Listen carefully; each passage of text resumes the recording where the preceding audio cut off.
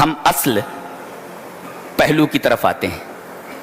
ایک ہے دعا کا ادب کیسا ہے, پہلے کیا کیا جائے پھر اس کے بعد دعا مانگی جائے. آئیے حدیث دیکھ لیتے ہیں. حدیث اس طرح, وعن ابی سعید الخدری رضی اللہ تعالی عنہ ان النبی صلی اللہ علیہ وسلم قال ما من مسلم يدعو بدعوة ليس فيها اسم ولا قطيعة رحم الا آتاه الله بها احدى ثلاث اما ان تعجل له دعوته واما ان يدخرها له في الاخرة وَإِمَّا أَن يَصْرِفَ عَنْهُ مِنَ السُّوءِ مِثْلَهَا قَالُوا إِذًا نُكْفِرُ قَالَ اللَّهُ أَكْثَرُ رواہ احمد فی مسندہ.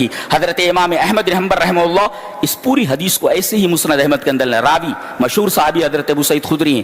حضرت ابو سعید خدری رضی اللہ تعالیٰ عنہ فرماتے ہیں کوئی مسلمان دعا کرتا ہے, کوئی دعا کرتا, ما من مسلم یدعو بدعوۃ, کوئی بھی دعا کرتا, لیس فیہا اسم, اس کے اندر کوئی گناہ نہ ہو. گناہ کی بات, اے اللہ, بات بدبخت ایسے بھی ہوتے ہیں, شراب نہیں پیا ہوں کئی وقتوں سے, شراب چاہیے, گناہ کی دعا کر رہا ہے. لیس فیہا اسم, کوئی گناہ کی دعا نہ ہو. ولا قطیعۃ رحم, اور اس میں رشتہ داری کو قطع کرنا نہ ہو, رشتہ داری کو کاٹنا نہ ہو. تو رشتہ داری کو کاٹنا نہ ہو اور کوئی گناہ کی دعا نہ ہو تو اللہ تبارک تعالیٰ کیا کرتا ہے, تین چیزوں میں سے ایک چیز ضرور دیتا ہے. دعا کر دی آپ نے, تین چیزوں میں سے, الا آتاہ اللہ بہا احدی ثلاث, دعا کر لی آپ نے نا. اب آپ یہ نہ سمجھیں کہ دعا قبول نہیں ہوئی, میں نے مانگا تھا مجھے ملا نہیں. دعا اگر آپ نے مانگی ہے تو دعا قبول ہو گئی ہو. اب تین چیزوں میں سے اللہ ایک چیز دیتا ہے, اما ان تعجل له دعوته, اگر مصلحت متقاضی ہے تو آپ کو وہی چیز دے دی جاتی ہے جو آپ نے مانگا ہے. اما ان تعجل له دعوته, وہی چیز جو تم نے مانگا ہے وہ دے دی گئی. اور اگر مصلحت کے خلاف ہے کہ دے دی گئی تو اس کے حق میں ٹھیک نہیں ہے. جیسے بچہ بخار میں ہے, ٹائیفائڈ میں ہے, اور باپ کے ساتھ کہیں جا رہا ہے, اب وہ آئس کریم مانگ رہا ہے, ہو ڈاکٹر نے بتایا آئس کریم مت دینا اس کو. ظاہر ہے کہ بچہ مانگ رہا ہے, مگر باپ مصلحت کے خلاف سمجھ رہا ہے کہ بچے کی طبیعت اور زیادہ خراب ہو جائے گی, لہذا نہیں دیتا ہو. تو یہ نہ دینا یہ بچے کے حق میں مفید ہے, مضر نہیں ہے. تو اما ان تعجل له دعوته, اگر مصلحت متقاضی ہے تو وہی چیز دے دی گئی جو اس نے مانگا ہے. اور اگر مصلحت متقاضی نہیں ہے تو کیا کرتا ہے اللہ, آخرت میں اٹھا رکھتا ہے, چل یہاں جو مانگا تھا وہ نہیں دیا, چل آخرت میں آجا وہاں دے دیں گے. اب جب وہاں دے گا تو آدمی یہ تمنا کرے گا کہ کاش دنیا میں ایک بھی دعا قبول نہ ہوتی, سب یہیں پر دے دیا جاتا ہے, اس لیے کہ دینے والا کون ہے. جب وہ دینے آئے گا تو اپنی شان کے انداز سے دے گا, اپنی شان کے مطابق دے گا. تو وَإِمَّا أَن يَدَّخِرَ لَهُ فِي الْآخِرَةِ, آخرت میں اس دعا کو قبول کر کے اس کا اجر دے گا. وَإِمَّا أَن يَصْرِفَ عَنْهُ مِنَ السُّوءِ مِثْلَهَا, کوئی بہت بڑی مصیبت آنے والی تھی, اللہ تبارک و تعالیٰ نے اس مصیبت کو اس دعا کی وجہ سے دور کر دیا. تو آدمی یہ نہ کہ میں نے اللہ سے مانگا تھا مجھے ملا نہیں, ارے کوئی بہت بڑی مصیبت تیرے اوپر آنے والی تھی, اس دعا کی وجہ سے اللہ تبارک و تعالیٰ نے جو چیز تو نے مانگی تھی وہ نہیں دیا, مگر جو مصیبت آنے والی تھی اس دعا کی وجہ سے اس مصیبت کو دور کر دیا. تو تین چیزوں میں سے ایک چیز دے دیتا, وہی چیز دے دی, آخرت کے لیے اٹھا رکھا, اور تیسری اسی جیسی کوئی مصیبت آنے والی تھی اس مصیبت دور کر دی. آدمی یہ نہ سمجھے دعا قبول نہیں ہوئی, دعا مانگو قبول ہوتی ہے. اب دعا کا ادب دیکھ لیتے ہیں ایک حدیث میں. حدیث اس طرح, وعن فضالۃ بن عبید رضی اللہ تعالیٰ عنہ قال بین رسول اللہ صلی اللہ علیہ وسلم قاعد اذ دخل رجل فصلى فقال اللهم اغفر لي وارحمني فقال رسول الله صلى الله عليه وسلم اجلت ايها المصلي اذا صليت فقعدت فاحمد الله بما هو اهله وصل علي ثم ادعه.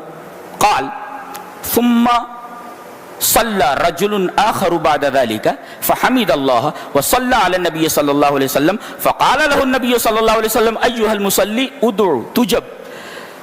رواہ الترمذی فی ابواب الدعوات, حضرت امام ترمذی اس حدیث کو ایسے ہی ترمذی شریف ابواب الدعوات میں لائے.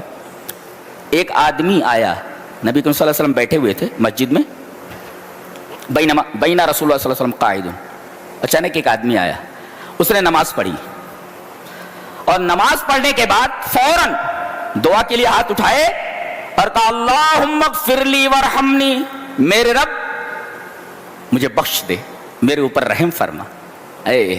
یہی دونوں چیزیں تو ہیں جب بندہ اللہ سے کہتا مجھے معاف کر دے, مجھ سے غلطی ہو گئی میرے رب, اور میرے اوپر رحم فرما, میں قابل رحم. اللہ کیوں نہیں سنے گا, اللہ سنتا ہے. اس آدمی نے نماز پڑھنے کے بعد فوراً دعا کی اللہم اغفر لی وارحمنی. نبی کریم صلی اللہ علیہ وسلم فرمایا اجلت ایھا المصلی, اے مصلی تو نے جلدی کر دی. ایسے دعا نہیں مانگی جاتی. اب دعا کا ادب بتایا کیسے. اذا صلیت، جب تم نماز پڑھ چکو، فقعدت، اور بیٹھے رہو، فاحمد اللہ بما هو اہلہ، اللہ تبارک و تعالی کی بہت تعریف کرو. یہ تعریف پہلے اللہ کی. تو بڑی شان والا، تو بڑی عزت والا، تو تمام صفات کمالیہ سے متصف، تمام عیوب و نقائص سے مبرہ، تو غافر الذنب، تو قابل التوب، تو آز، تو اکرم، تو احد، تو صمد، تو رب العالمین، تو ارحم الراحمین، تو ذو العرش المجید، تو فعال لما. اب اللہ تبارک و تعالی کی تعریف آپ کیجیے. تعریف کرنی بھی تو نہیں آتی ہے. سب سے بڑی مصیبت تو یہ. سائنس کے فارمولے، میتھمیٹکس کے فارمولے ہم سب کو یاد ہے، اللہ کی تعریف کرنی نہیں آتی. اب لات جوتے نہیں کھاؤ گے تو کیا ہوگا. فاحمد اللہ بما هو اہلہ، پہلے اللہ کی تعریف کرو. ثم صلی علیہ، میرے اوپر درود بھیجو، پھر درود شریف پڑھو. اللہ کی تعریف کے بعد میرا حق ہے، میرے اوپر درود بھیجو، یہ میرا حق ہے، وہ اللہ کا حق ہے اس کی تعریف. اور پھر میرے اوپر درود بھیجو، اللہ اور اس کا رسول. صلی علیہ، میرے اوپر درود بھیجو، اللہ کی خوب تعریف کرو، پھر نبی پر درود بھیجو، پھر اس کے بعد دعا مانگو. کہتے ایک اور آدمی آیا، اس نے نماز پڑھی اور اس نے یہی کیا، فحمد اللہ، اللہ کی تعریف کی، وصلی علی النبی صلی اللہ علیہ وسلم، اور نبی کریم صلی اللہ علیہ وسلم پر درود بھیجا. تو نبی کریم صلی اللہ علیہ وسلم فرمایا ایھا المصلی ادعو تجب، اے مصلی یہ دعا کا ادب ہے، اللہ کی تعریف اس کے بعد مجھ پر درود، اب مات قبول کیا جائے گا. ادعو تجب، تو یہ دعا کا ادب ہے.